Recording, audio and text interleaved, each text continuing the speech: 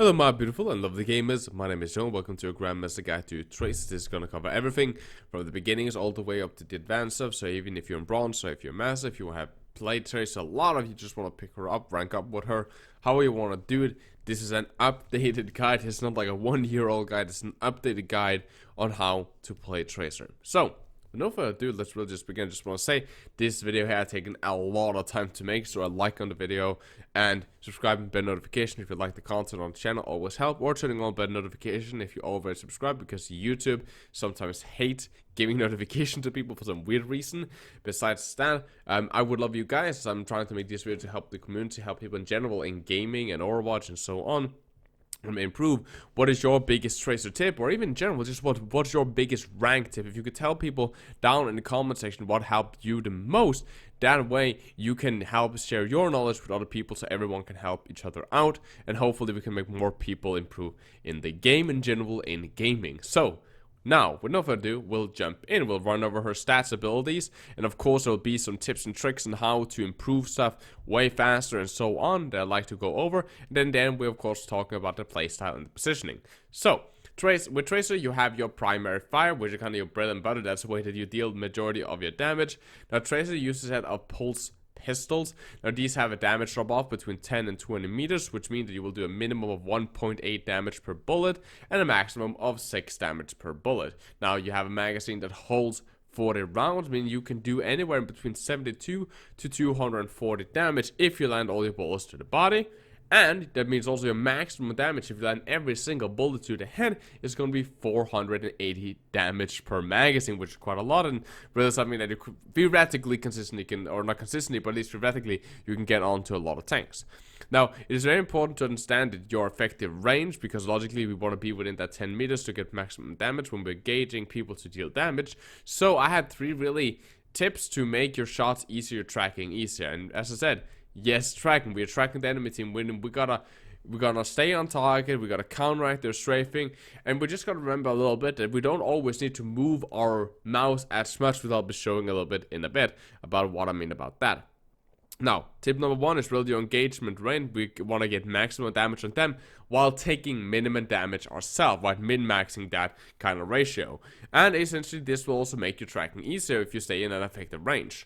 Now, if you're really close to someone, remember that if they move, they will move out of your field of view. So being super close to someone like a Widowmaker might be good to a certain extent. That it would be difficult for her to, again, the same effect will have on her. You'll move out of her field and she will have maybe some difficulties doing it. But for a lot of people, it'd be very difficult for you to track in that distance. So this is a decent engagement range. It really varies in between some of these ranges here on the target, depending on the hitbox and the abilities of the hero, but about here is like a decent amount of distance. Essentially, it makes your tracking easier within your maximum damage, you're within my spray pattern, and I'm closer. Remember, if the hero is like a long range, like a Widowmaker, a McCree, maybe even a Yada or an Ana, getting close to them might help a little bit, right? Without you, for example, want to blink out of, nade range from time to time and whatever. But being close to them helps you because it makes their shots more difficult, and it does that you can deal more damage in close quarters. While against a Hog, a Winston, a Reinhardt, other tanks with close quarters abilities and so on, we want to stay out of their effective range. With a Hog, we're way further back to deny his spread. With a Ryan and a Winston, we're cutting out of their, just general damage range, right? And this is stuff that is very important to just remember when we pick what target we are. But this is, again, a really good feel, at least in my head, to kind of see this is like a good distance between you and a target. Now, number 2 is don't let the enemy team strafe versus you. We want to essentially be able to mirror their movement, as we can see on the screen right now with the bot, right? I'm just locking onto his head here, and I'm just following him with strafing, not moving my mouse or anything, because my strafing does the exact same form. He's just moving one way, I'm just following after, right? Super easy, and we would like to do that as much as possible to make our shots easier. Instead of counteracting their strafing, if we can mirror their movement, that's super good. That's why we a lot of time like to come from a blind angle or from the side or behind of the target, because then they will not be strafing for us, they'll be strafing for our team, which is in front of them, which means that we can a lot of time get really easy tracks onto them and hopefully land a 1 mag or at least get an insane amount of damage before they turn and start dueling us, right? If you can remove 60, 80 health of a 200 HP target before the duel even starts, you have such a huge advantage, right? Now, in the end, that's my personal thing that I like to say, that is, you know, adding crouch spam to your strafing. Sometimes we have to take these face one-on-ones with an enemy, for example, as in Yada or McCree, and essentially being able to spam, to strafe and crouch spam makes you so much more difficult to hit, and also makes your aim very, very easy to do. As remembering, our hitbox would be all out of whack. Again, you can see on the screen, right? This is essentially how it looks when you're crouch spamming, and this is just how it looks for the enemy team when they're just regularly strafing, right?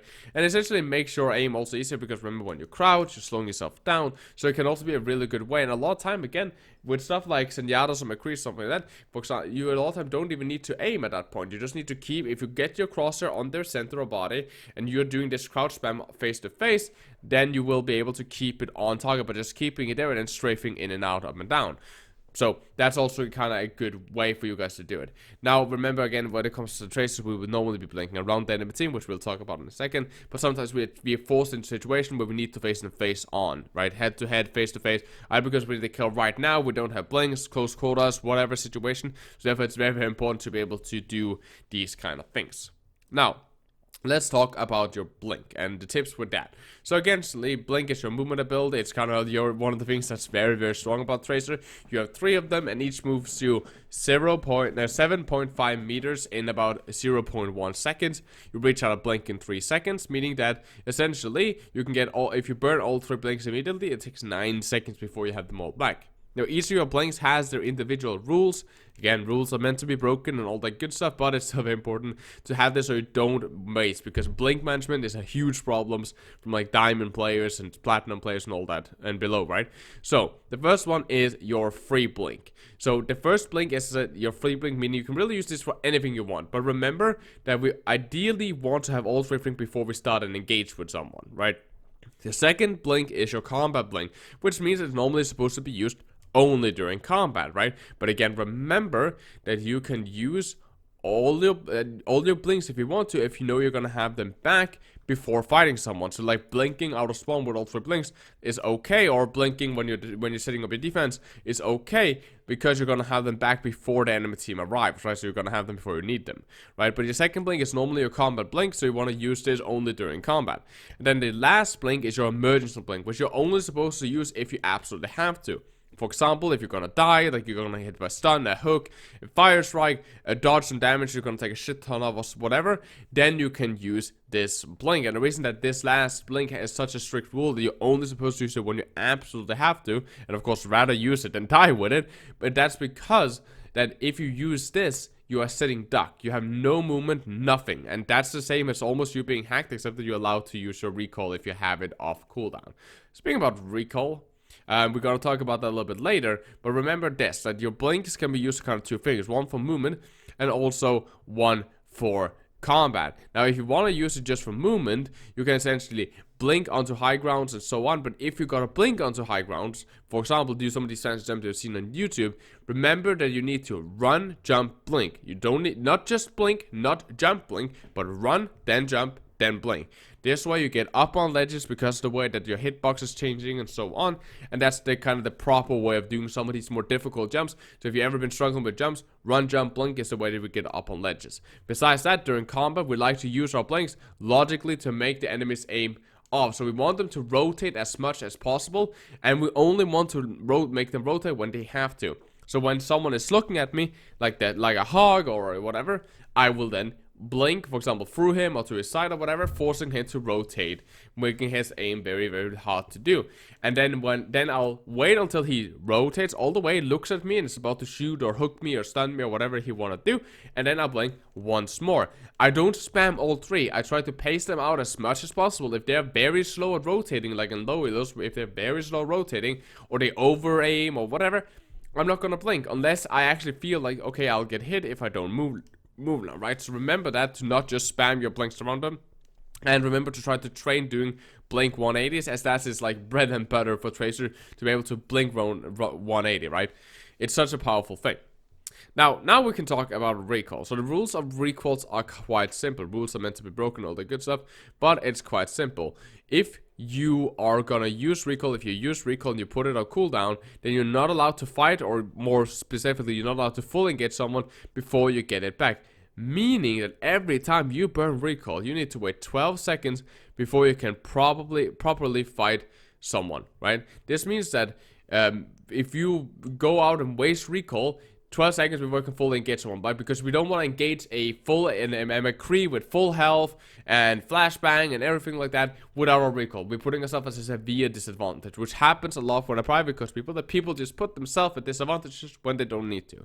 So again, if you burn recall, you're not allowed to engage someone before you get it back, meaning it's normally better to blink to a health pack instead of burning the recall, unless you absolutely have to, right? So remember that. That's kind of like a good way to make sure doesn't waste it. Now, how does recall work? Well, it's quite simple. Recall works by healing you to the highest value of health within the last 3 seconds and also moving you there. Now, it gives you also a 1.25 room of immunity, or like immunity frame. So you can use this to dodge abilities as well if you need to. So diva bombs, if you get stuck by a pulse bomb, you're about to get earth shattered, whatever you want to do, you can use your recall to kind of dodge and evade this. Now, finally, we're going to talk about Pulse Bomb, and Pulse Bomb does a maximum 305 damage, 5 for hitting the target, and then 300 when it explodes. And this means that if you don't hit the target, right, then you will do anywhere in between 60 to 300 damage with the explosion field, right? But if you stick the target, it's always a consistent 305. Now, hitting the target is, of course, a difficult thing to do, so here's a couple of tips. The first one is kind of my noob trick to use Pulse Bomb. That's to press Q and blink at them. This will allow you to just pass through the target, and it will quite easy, and it's quite easy way to do it. You kind of pass through the target, and you kind of just drop the bomb on the target, right? A more advanced way of doing this is to be within about 7 meters of the target. Then you press Q, you blink, and the reason we press Q first because you want to pull out the bomb of your hand. Then you blink, and then you kind of just teleport straight up to them, and the tracer is just going to stick it to them, and then you have gotten the stick.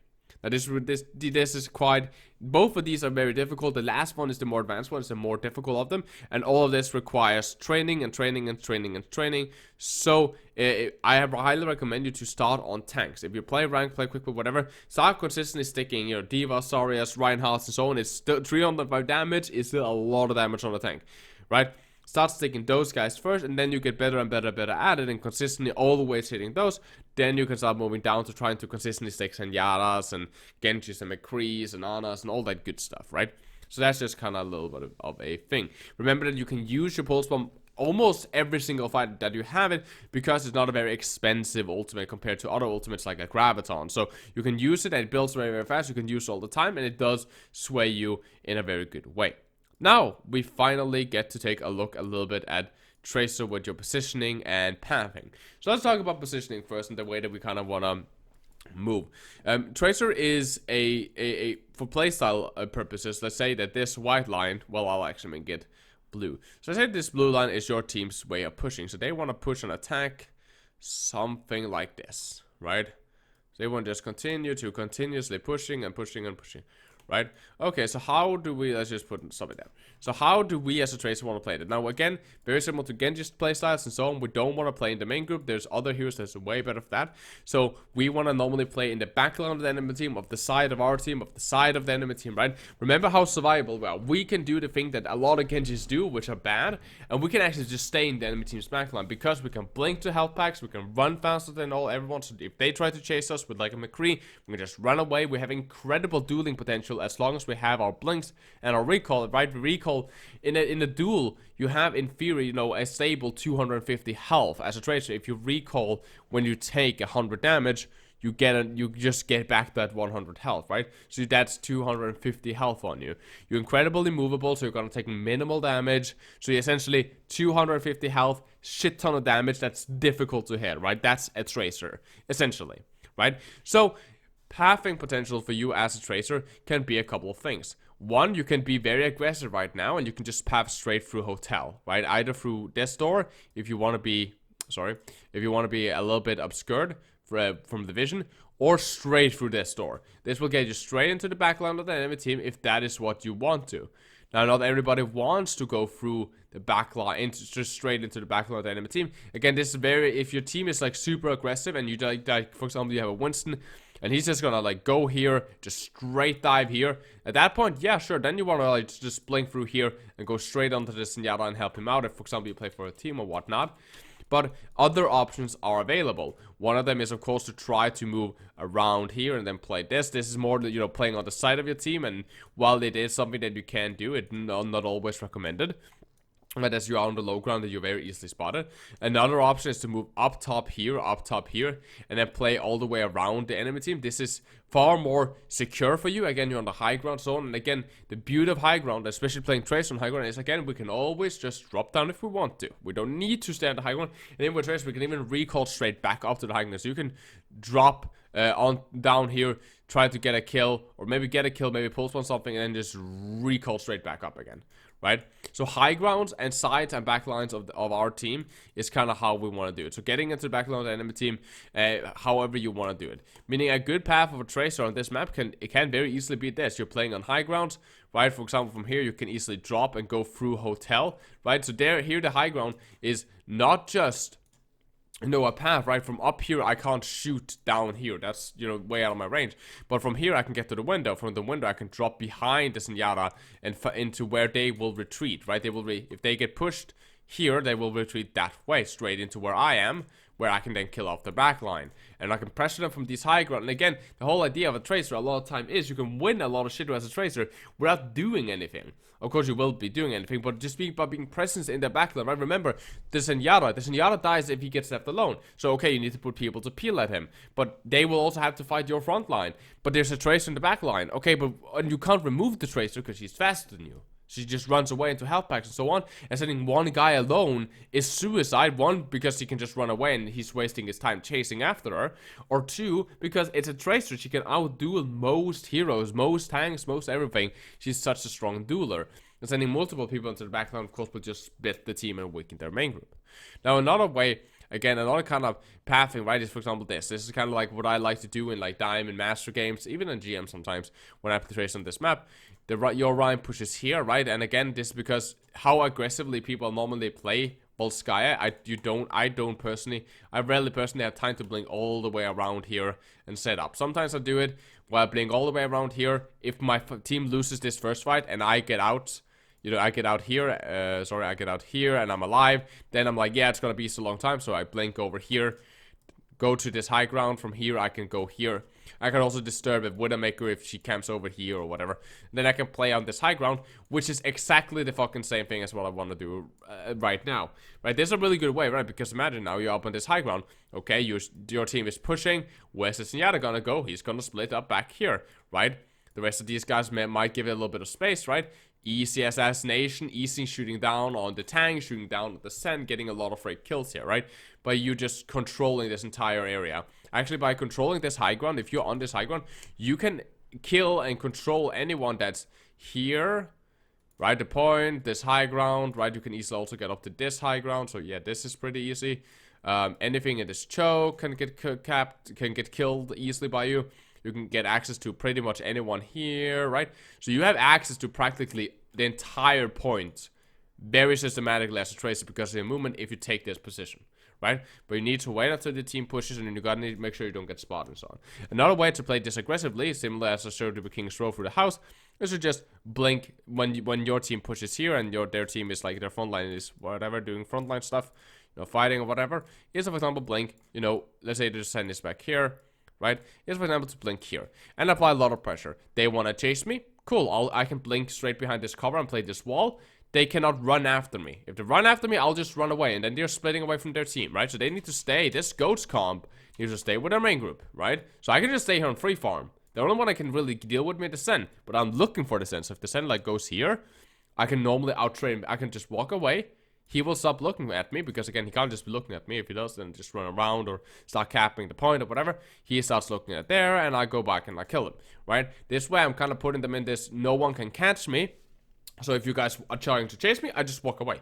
If you don't, I'll just shoot you. I'll just go in closer ranges, make sure I don't get killed, make sure I'm out of breakstone range, and I'll just empty magazine after magazine after magazine, right? 240 damage, 300 damage per magazine. I'm just gonna build pulse bomb, stick your tanks, do a shit ton of damage, and I can always, if I want to, just blink to the objective and force these guys away from the choke. If I see my team is struggling, I can go to objective. If they say one guy, I kill the one guy. If they send like a diva alone, I can kill the diva. If they send multiple people, okay, then I've done my job, and I'll retreat. So if they send their team rotates backwards, I'll be like, oh, that's way too many people, right? Notice I'm on the edge of the point, I'm not in the middle of the point, I'm on the edge here. I'll be like, okay, I'll just move back here then. My team gets to push in, and I can either push in from this angle while their team is busy protecting against this choke. I can come in from this side, or I can move back to around my team, take this high ground, and then start playing from this high grounds around here, right? Which again allows me to play from here, from over here, right? I can get back here, I can play up here, I can play up here, right? Which again allows me to really get all other angles. It just takes a little bit more time for me to do a rotation. A very common thing to do in high elo plays is to blink this way immediately to take this high ground control here, because you saw how efficient it is. But in low elos, a lot of people defend right here in the choke, so blinking like this and then like that is a little bit risky. That's why this kind of shortcuts this way is playing here and then controlling over here and then falling back is better for lower elo plays sometimes. You can of course move up top on this high ground to do the exact same thing. When you go through here, you can of course just move into this area instead of doing the blink rotation here, right? Same things, but the plays are the same. We play on the side, the backline, harass. They want to go for us. Super great. Come at me, chase me, whatever. I'll just run away, build pulse bomb. I'm very survivable. Try not to use recall, trying to blink to my health packs and so on. But yeah, I hope that this helps. I've gone over some other stuff with tracers and some practices. There will be at the end card, and I'll also link down in the description how to really get used to your blink range and so on. And some melee tips and tricks that I couldn't cover in this video. But yeah, I hope that this helped. Like and subscribe if you do. And if you want to hire me as a private coach, it's 50 euros for a 2-hour session. Doesn't matter if you're bronze or top 500. Doesn't matter if you play for a team or not. As long as you can get a VOD to me, I can help you guys improve, get better at the game, and so on. So hit me up on our Discord server. And besides that, the Discord servers in general, together with my Twitter and Twitch, linked in that description, including some more tracer videos here that will hopefully help you guys really easily learn to dominate and so on. And one of them where actually I break down me playing on this exact map, doing exactly this strategy. So I hope you guys have a lot of gaming experience. Please take care of yourselves, stay positive, and as always, guys, I'm Jonal, keep the enemy in your crosshair.